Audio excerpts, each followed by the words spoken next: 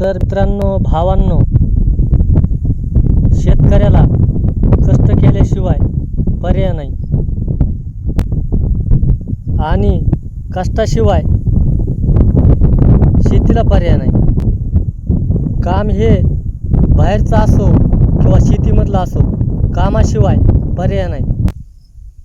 भावांनो, आजही ह्या सरकारला शेतकऱ्याची ताकद काय आहे हे माहीत नाही आणि सरकारलाही शेतकऱ्याशिवाय पर्याय नाही.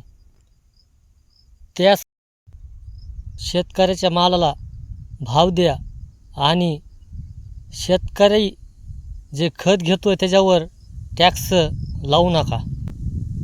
शेतकऱ्याची ज्वारी, तूर, कापूस, मूग, गहू, ऊस, कांदा, फळभाजी, दूध, सर्व भाजीपाल्या मार्केटला चांगला भाव द्या आणि शेतकऱ्याच्या पोराकडे थोडंसं लक्ष द्या.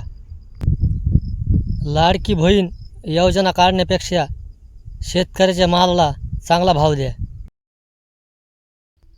आणि शेतकरी मित्राला साथ द्या. आणि शेतकरी मित्रांनो, आपली प्रतिक्रिया नक्की व्हिडिओच्या कमेंटमध्ये सांगा. जय महाराष्ट्र, जय किसान, जय श्रीराम, राम राम.